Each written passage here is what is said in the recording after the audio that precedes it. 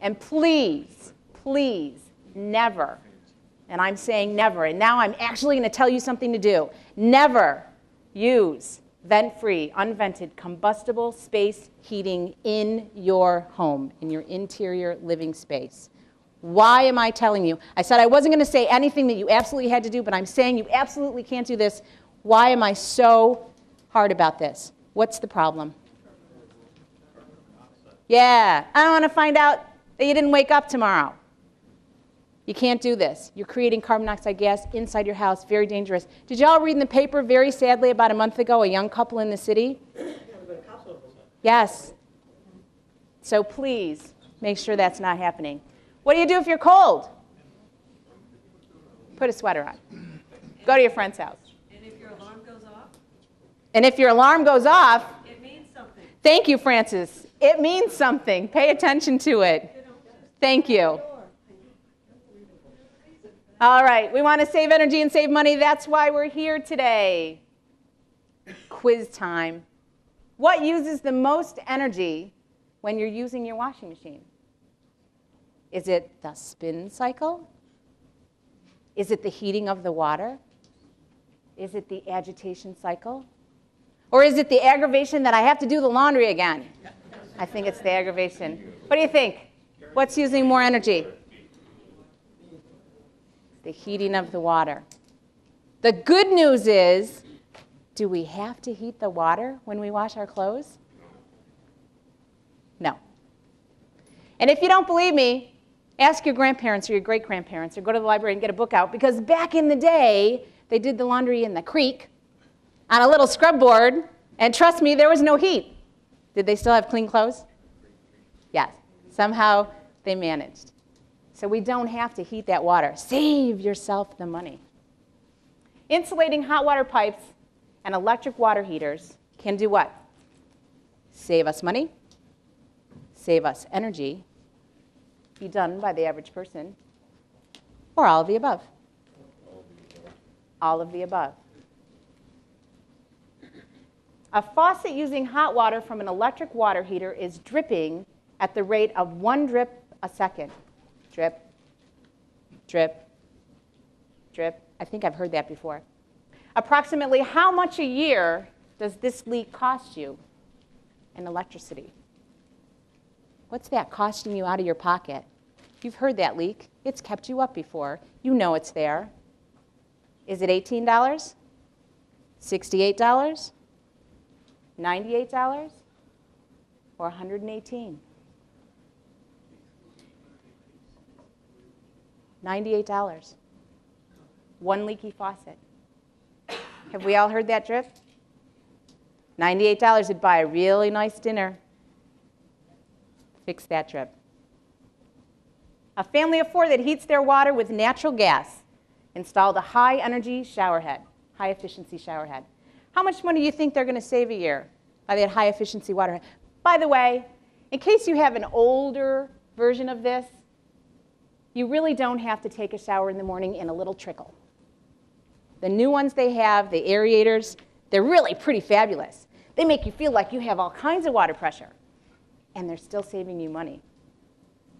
You think they're going to save $51? $102? $132? $141?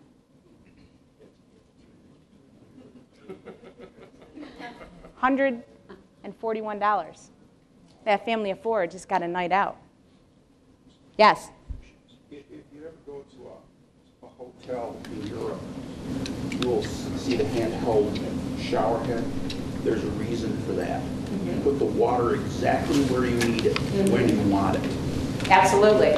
This gentleman is sharing with us that if you were to go to Europe and possibly stay in a hotel somewhere, most of them have the units that are handheld that you take down.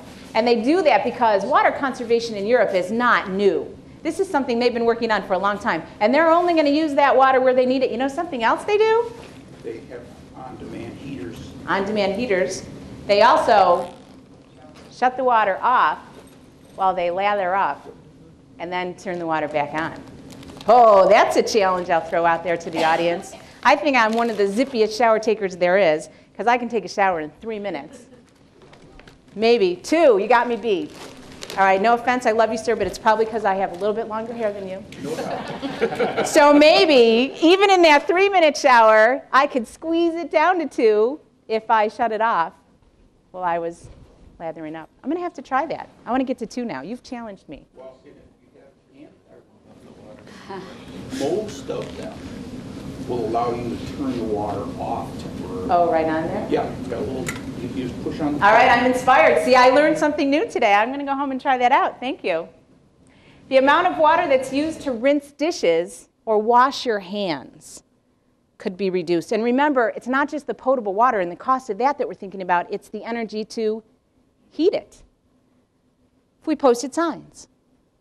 I don't know, I see this. Tony's eyes are smiling. I'm thinking signs are getting posted maybe. Or installing aerators. Threatening punishment. You might have some of those friends at home. That's okay, I understand. Or installing insulation on the faucets. What do we want to do? Aerators. And you know what? I have a couple over here on the table. You can put a small one on the kitchen sink, or you can put a small one on the bathroom sink.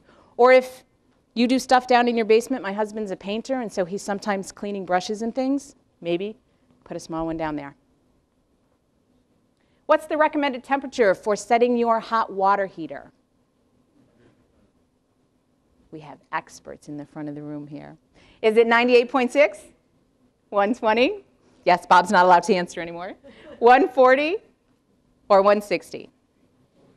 120. This is really important for a couple reasons. We want to save money, we want to save energy, we also want to save ourselves. Do you know what temperature you can actually start to damage your skin? About 107. About 107 degrees, you're starting to damage your skin with that water. So I know you like that hot, steamy shower. You're only going to get 3 minutes in there anyway. Turn it down. Doesn't have to be quite that warm. And when you turn down the water heater to that 120 degrees, if it's electric, shut the breaker off. If it's gas, you're just going to have a little knob here to turn down. The electric one is probably behind a panel. Now here's a time where you might have to get some assistance, because maybe you can't exactly get that panel off, or you don't have the wherewithal to do that. And there's one more thing you're going to need. You're going to need the instruction manual if you have a gas hot water tank. You know why? That dial, 99% of the time, is not going to have what on it? Not going to have numbers on it. It has A, B, C, or 1, 2, 3, or something. So how do I know where 120 degrees is? Get the manual out. You needed some Saturday night reading. It's snowing. You're not going to be going out tonight. Check it out. See what the setting is. Google it. Look it up online. Or call an expert. Call somebody that's going to be able to answer that question for you. Our hot water savings actions: set the temperature to 120. Woo! I clicked too fast.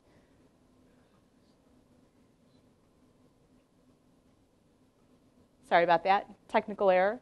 Wash in cold water whenever possible. Fix your leaks and install those high-efficiency shower heads and aerators. Appliances. What appliances do you have? Which ones are the biggest users of energy, and how much do they really cost to run? Oh, yeah, you guys already know what's going on. We're going to get to that one in a minute. But which of these uses the most energy? Is it your comforter, your electric blanket, or your space heater? Space heater. Space heaters, almost never a good idea. I heard one gentleman actually present, I think, a decent argument for a space heater. He lived in a very large, older house in the city of Rochester. He keeps the heat to 60. He's really trying to be efficient. He works at home, but he works on the computer all day. So he has a space heater very close to the space that he is in and occupying for those 8 hours. That's a fair argument. I think that's one time. And he went and he got an Energy Star appliance. He got the best one he could get. That's a time when maybe that space heater is okay. But do you want to have a space heater where you are, and one where your daughter is, and one in the other room because you're cold over there, and one upstairs when you go to bed, and then turn the thermostat down? No. You're going to work against yourself. Yes, Bob? What about these new EmPower space heaters? They're infrared. Mm-hmm. I don't know. Tell me. What do you know? Anybody know about these new space heaters? Bob Vila endorses them. That's Bob Vila endorses it. I'm going to have to find out about this. Lee, have you had any experience with these new infrared space heaters? No, I haven't. No, you haven't. Anybody? Great question. We're going to have to find that out. When I get that information, I'm going to share it with a gentleman in the back of the room because this gentleman, Tony introduced before, runs the website. And what's that website again? Renew Penfield. Ah, Renew Penfield. So that kind of information we can get shared back to everybody. Which uses more energy? The air conditioner. And some information that we got with this was based on usage for 3 months, which would be our summers here, only 8 hours a day, which I kind of chuckled at because, my daughter had one of those. It did not run 8 hours a day, more like 24. And the math that came with this said that window fan over the course of the month, running 8 hours a day, was going to cost me about $45, and the air conditioner about $145. But then I started thinking about, that was 8 hours, and she was running it all day, so that's times 3. And then that's times 3 months. Wow. We could be a little warm. We can pitch a tent in the backyard. We can make some changes. But it's all based on what you're comfortable with. If this is a high priority to you because you have to sleep in an air-conditioned room, you have asthma, whatever's going on, then you have to make your energy savings somewhere else. You have to think about what's a priority to you. So hopefully you're writing a couple things down. Which uses the most energy? Is it the radio, the high-def TV, or the standard TV? This is an interesting question. In the back. How long is the standard TV, the high-def TV, and the radio on? All at the same time. Same amount of time. The same amount of time? Same amount of time. Okay. Good question, though. I'm not trying to trick anybody. It's actually the high-def TV. However, I went to a website that Lee gave me, and I found some more interesting information. The newer TVs that have LED technology are actually less than the old standard TV with a CRT. The most important thing I want you to take away from this is, when you're not using it, whatever it is that you choose for your entertainment, what should you do? Shut it off. Shut it off.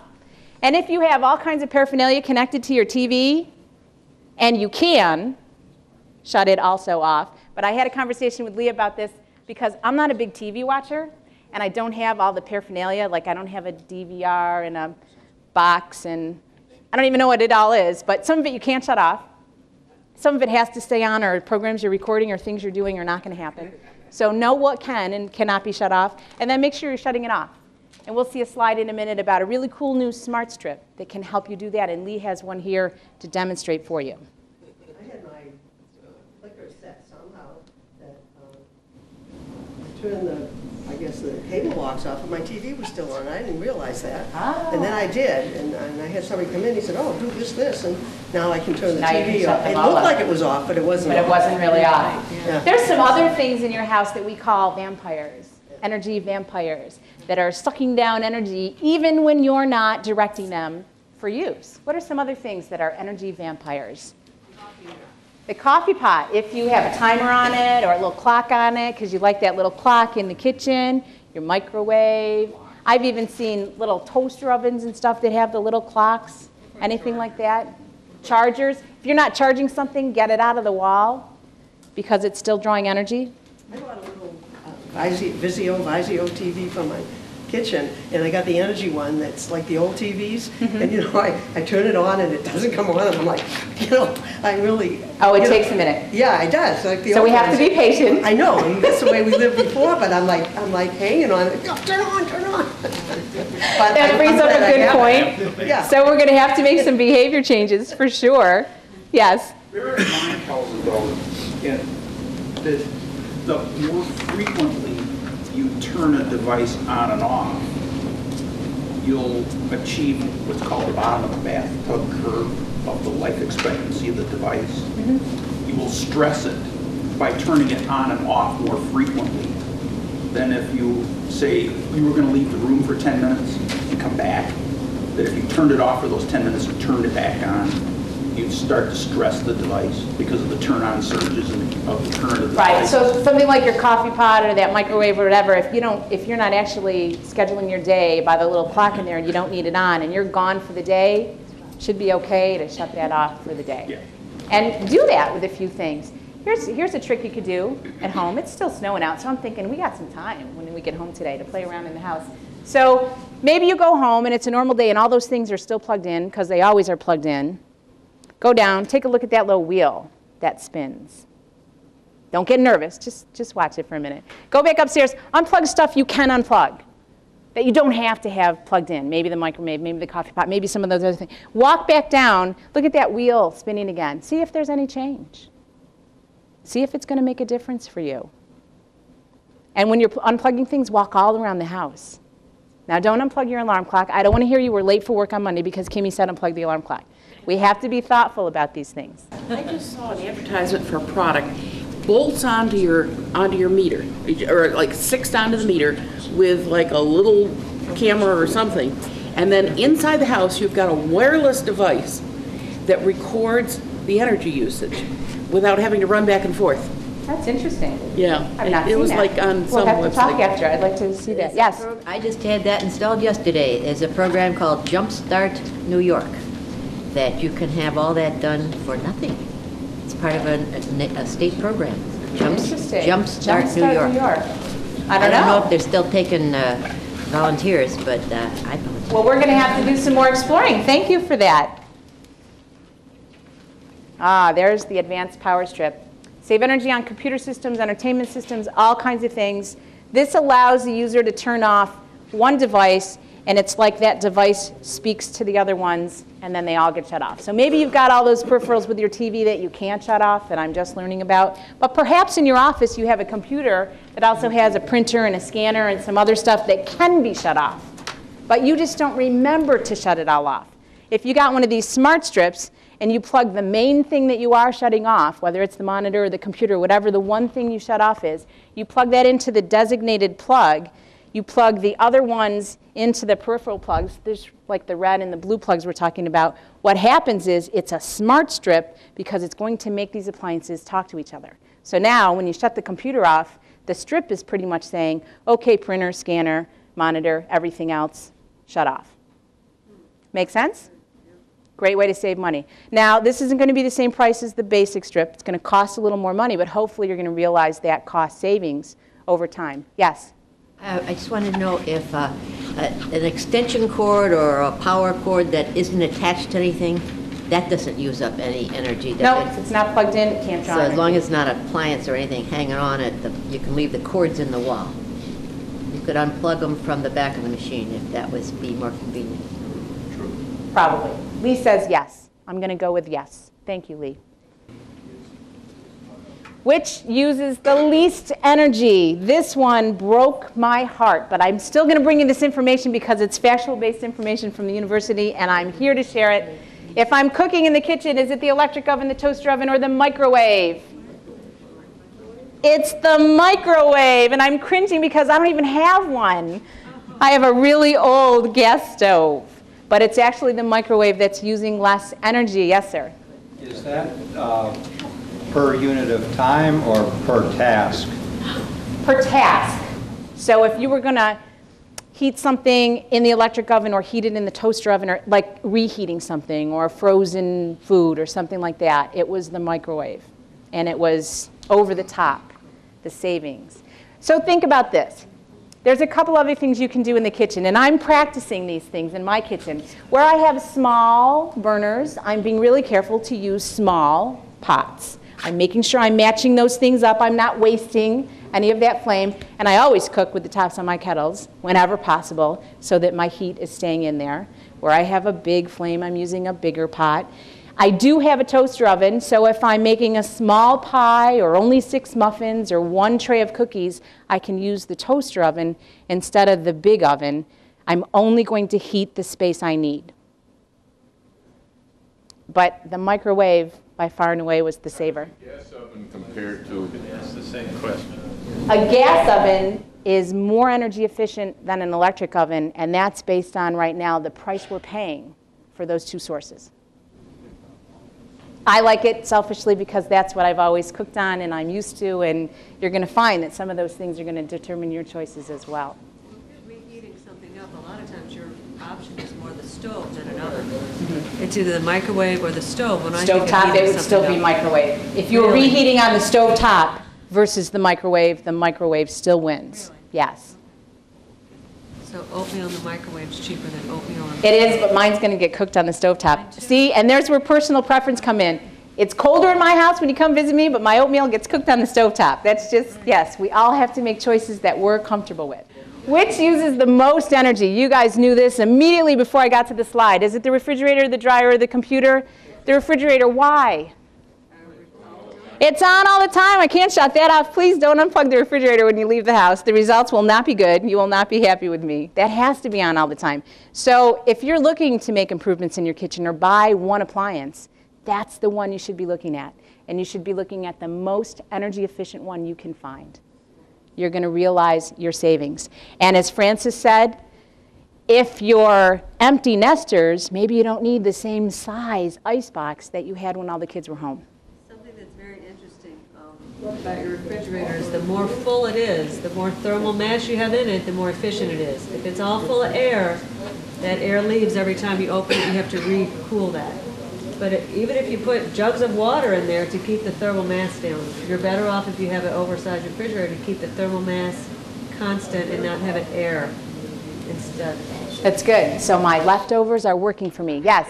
Have you got any charts and graphs about replacing the old refrigerators? You know, many of us have, we'll say, the 20-plus-year-old refrigerator in the basement for beer. And I'm with you, but you'll get to buy more beer if you change up that icebox. not gonna, you know, we need that second space. Yep. But at what point is it smart to convert I'll that? let Lee share some of those when he comes back, Okay. but I think he would tell you today. If you had one that was that old, and I'm hearing the same thing from Francis. They will say, and that's why they're making you dismantle the old refrigerator today. They don't even Trying want get somebody rid else of to an plug old- it in. Get rid of it. If you're just replacing it, putting it down for the beer, you've just increased your electric load instead of reduce it. You want to replace it. Still need the space. I mean, we Right. need the second refrigerator, the square footage. It's got to. Here's Bob's suggestion. Keep the refrigerator full so you have the thermal mass of beer. There you go. We're all coming over later. And Bob will be over tomorrow. So Okay. make sure. All right. I like this. This is a good crowd. To help get you so you can replace. I like that. Have you ever heard somebody say, better not turn off your computer, it'll damage the machine? Yes, I've said that. But actually, right, if you're doing what we talked about, and when you're done using it for the day, you're shutting it off, it's not going to harm it. It's good for it. It's actually good for it, particularly some of the newer machines. True. Clothes dryers. They cost money to run, whether you have electric or gas. So think of some things you can do that are alternatives to the clothes dryers. And just like the creek, and I know you all chuckled, but there was a day when we didn't have clothes dryers, and we still had dry clothes. Run that spin cycle a second time, because if you run that spin cycle a second time, if you don't have one of the new front-loading energy-efficient washers that do that for you, you're actually going to use less energy than running it longer in the dryer. So think about that. Clean the lint trap. Hello. How often do you want to do that? Every time you use it. Don't make that machine work any harder than it has to. And use the clothesline. Can be done, even in the winter. Maybe you have a room in your house, the basement, the attic, the spare den, a place where you can hang clothes. Beautify the house at the same time. Crunchy clothes. You bring them the towel. Yep. You need to address bacteria. Heat kills bacteria. If you're not going to use hot water, you don't have the sun to kill bacteria, you want a dryer to kill bacteria. If you're hanging your clothes inside. You're eating your clothes then. Well, no, but if you're going to dry your clothes inside, you're going to compromise, I think, health. It depends on So where it's you go. okay. So You it's just might want to something do it, think not want to about. do it. Maybe your face, So- claws, and things you're going to dry in the dryer. But some things to think about. Not everything, but those kind of things that. But, and you could use bleach to do that with certain things, not everything. Like if you're That's talking about true. Bleach will washcloths, help too. and Yep. things like that, if you put bleach on them, you. Bleach will help. We have too. all kinds of Just great think ideas. about, you know, if you're going to cut back on hot water, you want to think about some things really need to get that heat drier for bacteria, or the bleach or whatever. So just kind of it's balancing act. Thank you. Now, Especially if there's mold in your basement. You don't want that in your clothes. all right, there's a couple things going on with this dryer vent that I am not happy about. Can you name one? It's kinked up. It's kinked up to a point where it's probably not really venting. It's not doing its job. And what is it made of? Plastic. Plastic. Can you have one of these today? No. So check some of these things. Oh, they're not allowed anymore? Not allowed. Uh-oh. We promise we're not coming over to look. But yeah, that's against code. That's old. And it's probably against code because look what happened to it. If it wasn't kinked, would it still be against code? It would, if it was not metal. So little things that make a big difference. And again, when we're buying appliances, choose Energy Star appliances whenever possible. Are you probably going to pay a little bit more? Yes. Read whatever comes with it. Are you going to realize those savings down the road? Yes. Some quicker than others.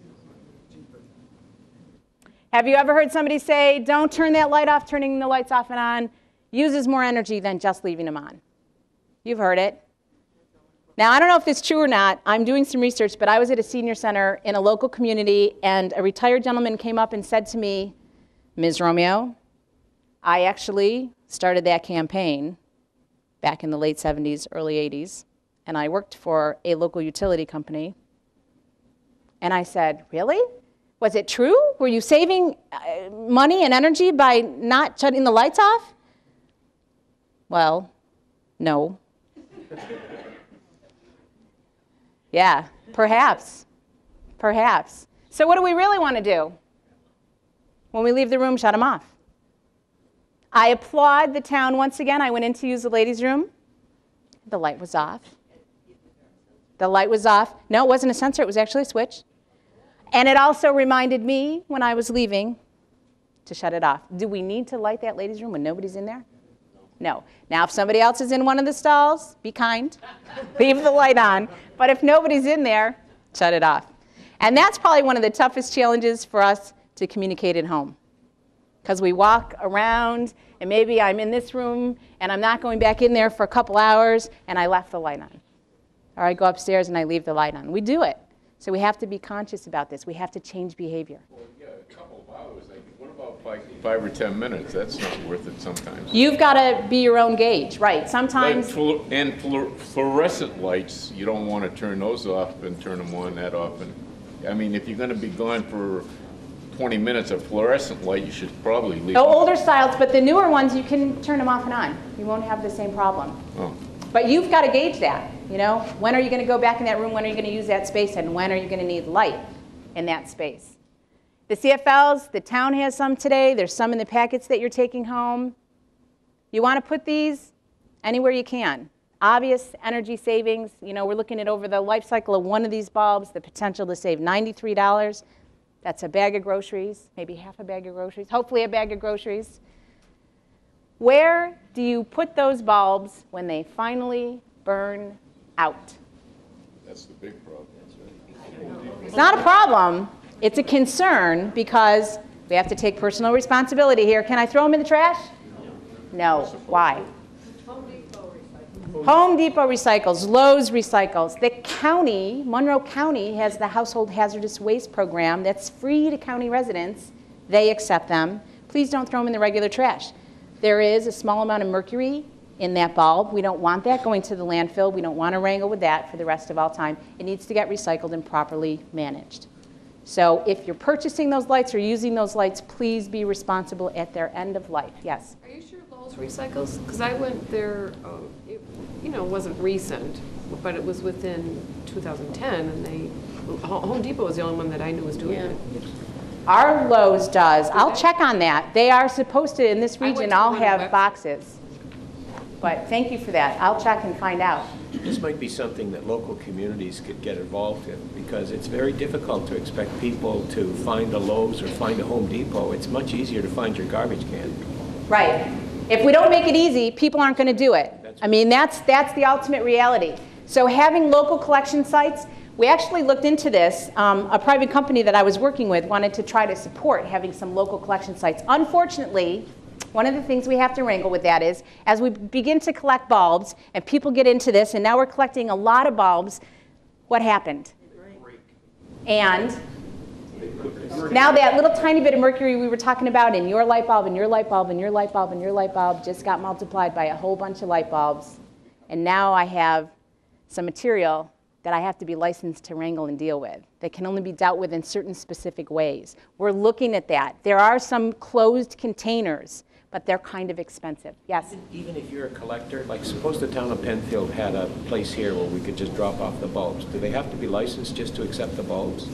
They'd be limited, and they would just need to have a certain kind of container or a certain process. So as long as we can figure something like that out and it doesn't cost the community money. We're actually looking into that right now. Fabulous. We do accept recycling here at the town hall of various things from flags to toner cartridges.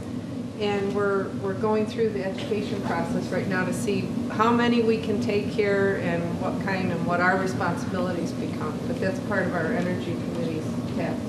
That's great. Thank you. We're looking at that, and one of the issues is if somebody throws a bulb in and it breaks, now you've got a mercury spill. And how do you clean that up?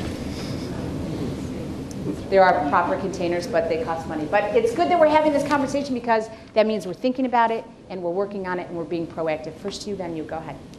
Yes, but here's a case you'd have a 19-watt energy savings bulb versus a tungsten bulb. This has mercury in it. Tungsten doesn't. Right? You have to weigh the balance. Here's the really good news on that. Health. The good news on that, well, we've had mercury bulbs around forever, because think of all those, the big strip bulbs. The good news is this bulb is about to become yesterday's news. LED technology is coming into play. Keep your eyes and ears open over the next 9 to 18 months and see what goes into the marketplace. And then, if we want these new technologies to succeed, what do we have to do? Use it. Buy them. Yes, yes. Maybe just another point on the compact fluorescent bulbs. Yes, they do contain mercury, but in places where your electricity is generated through fossil fuel, not through hydro, but through fossil fuel, there is an offset because you use less energy, less fossil fuel is burned to generate the electricity that you need, therefore less mercury is produced on the upstream side of it as well. And Energy Star actually published that kind of information. And so if you're interested, you can actually go and look it up. Is that a link we might be able to put on the website? The link is already on renewpenfield.org. All right, fabulous. That's great. Also, incandescent bulbs are no longer going to be produced in the very near future. They're stuck up. I heard something on the news not too long ago that they're now being marketed as heat bulbs. Did you hear that? So you can plug it into a little socket, that's probably an old lamp, right? And you can hover around it and be warm. We're not suggesting that, by the way. We're just talking about what we've seen out there. It's a byproduct. Ouch. I noticed that when I'm sitting reading. It's the cutest article. Go ahead. If I have a CFL bulb at home and it drops and breaks, how do I clean that up? Go ahead. Actually, there is another link on New Penfield. Hopefully you're going to visit there. Presents that exactly because that obviously is a concern, and so there are recommended way to handle that. But in general, the way that people ask you to think about light bulb, the CFL is the way you should think about putting a little bit of hazardous waste into landfills. What we don't want is multiply by that by a huge amount that we all individually uses. The Energy Star qualified CFL light bulb actually have very small amount of mercury in it. So occasionally if it breaks and it's not safe for you to actually have to do it, go ahead. But in general, that's not a behavior that we all want to adopt, which is just automatically throw them away. Right. So that's the one time you can put it in the trash. You know, you're going to want to use a little bit of, just like if you broke an old mercury thermometer, you're going to want to be a little bit careful. Do you have to call the hazmat team because you broke one light bulb? No. No, it's not like that, so don't get panicked. But you need to be thoughtful in how you clean it up and make sure that you've completely cleaned it up. And again, that's the one time it's probably okay to put it in the trash. If you happen to be going to one of those sites and you can put it in a zip bag or something, that's even better. But that's the one time you could put it in the trash. Right over here. Don't get out the vacuum because you're going to spread the Thank you. mercury. Yes. Don't vacuum. You know, you want to clean it up by hand, the same way that you would an old-fashioned thermometer. Get it out to the trash There so you you're go. not spreading it through the house. Very good. But there is the step-by-step. Yes, on the website. recommendation, But essentially, you don't want to be breathing it. You don't want to be touching it, so you could protect your hands. You could wet a paper towel and lower it on top of it so it starts to trap things. But you don't want physical contact with it. But you can look it up on the website. But again, it is a teeny, teeny, teeny amount. So don't let that keep you from using the compact fluorescent bulb.